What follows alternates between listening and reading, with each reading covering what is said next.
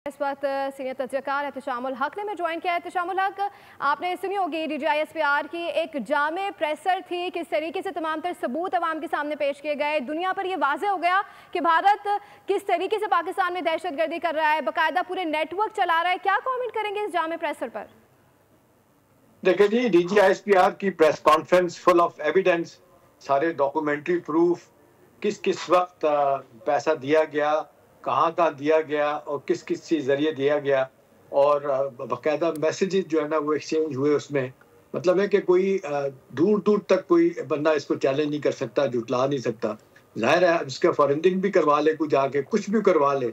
अभी इतनी वाज़ेह तौर पे जो सारी डिटेल दी गई हैं, तो ये एक पैगाम है सारी दुनिया को बताया है कि जी किस तरीके से हिंदुस्तान जो है पाकिस्तान में क्रॉस बॉर्डर दहशतगर्दी करवा रहा है।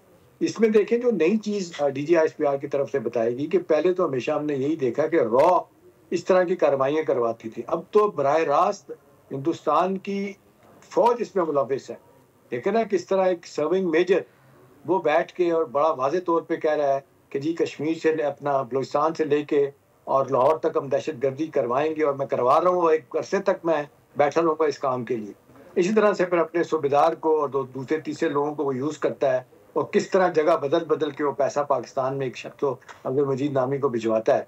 तो ये तो अब बड़ा वाज़ेह तौर पे पता चल गया है। अब देखें एक तरफ आलम यह है कि 7 दिन हो चुके हैं, हिंदुस्तान जो है वो मुकम्मल तौर पे नाकाम हो गया है। They didn't provide any evidence. कोई जिसको कहते हैं दूर दूर तक कोई ऐसी चीज़ नहीं उन्होंने दी पहलगाम के बारे में कि बता सकें कि जी वो लोग सवाल पूछ रहे हैं कि जी वो 4 लोग जो आए थे उनको ज़मीन खा गई जिन्होंने मारा है 26 लोगों को, आसमान ने उठा लिया। 400 किलोमीटर फासला वो बनता है अपना क्या कहते हैं लाइन ऑफ कंट्रोल से, वो कैसे चुप करके आए और चुप करके चले गए। और फिर देखें सबसे बड़ी बात है जो आज उनके जनरल वर्मा जो नॉर्दर्न कमांड के हेड है उन्होंने कह दिया कि जी ये तो सारा काम यहीं से हुआ है, पाकिस्तान ने नहीं कराया है, ये हिंदुस्तान से हुआ है, सब कुछ हुआ है या कश्मीर से हुआ है। तो उसको देखें फौरी तौर पे मुअत्तल किया गया। अब डीप ब्रीफिंग के लिए उसको दिल्ली बुलाया जा रहा है। अब वो तो साथ ये भी कह रहा है कि अगर आपने मुझे कुछ कहा तो मैं सारे पोल खोलूंगा, मैं पुलवामा में भी बताऊंगा कि किस तरह हुआ।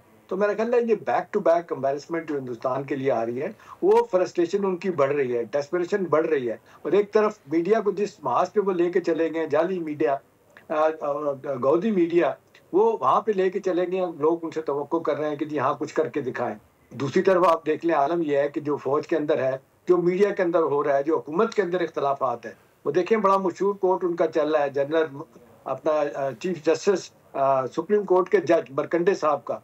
वो कह रहे हैं अकल के नाखुन लो, हिंदुओं को कह रहे हैं, अपने लोगों को कह रहे हैं, बगैर सबूत के आप ये बात कैसे कर रहे हैं। इस तरह उनके मीडिया में चंद एक लोग हैं, चंद एक ऐसे सफारतकार साबिक हैं जो ये सवाल उठा रहे हैं कि भी इतना बड़ा इल्ज़ाम लगाने से पहले आप कुछ तो बताएं, कोई एविडेंस दें, कोई प्रूफ दें और बताएं ये बंदे कहाँ से आए थे, कैसे चले गए। तो बार बार इंटरनेशनल मीडिया भी सवाल कर रहा है कि जी 2:30 में पहलगाम का वाकया होता है, 10 मिनट के बाद जो 6 किलोमीटर दूर है थाना, वहां पे जनाब आपने FIR भी दर्ज करवा ली। तो ये कैसे हुआ?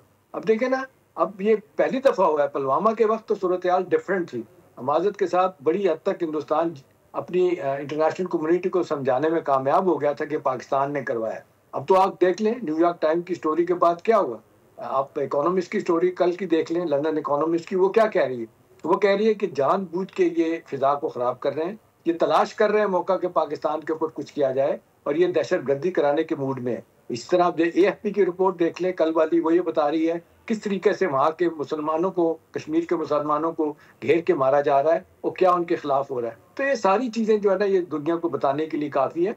अच्छी बात यह है कि पहली दफ़ा मैं देख रहा हूँ बड़े ज़बरदस्त तरीके से सफारतकारी की गई और जिस तरीके से पूरी दुनिया के कैपिटल में मैसेज पहुँचाया गया पाकिस्तान की तरफ से कि देखें हम कतई तौर पे जो है ना कोई एस्केलेशन नहीं चाह रहे, लेकिन हिंदुस्तान की तरफ से अगर कोई इस तरह की कार्रवाई होती है, अटेम्प्ट होती है, तो उसका भरपूर जवाब दिया जाएगा। तो मेरा ख्याल अच्छी बात है। एक तरफ मीडिया के महाज पे नाकामी उनको हुई, सफारतकारी के महाज पे नाकामी हुई, तीसरा जो है ना लोग उनके सवाल कर रहे हैं। लेकिन ना जो 4 ममालिक है वो बार बार कह रहे हैं, जिनमें रशिया है, चाइना है, UAE है, वो कहते हैं कि जी जो पाकिस्तान के प्राइम मिनिस्टर ने तजवीज़ दी है कि एक आज़ादाना तहकीकात करा दी जाए, तो उसके लिए आप आए ना।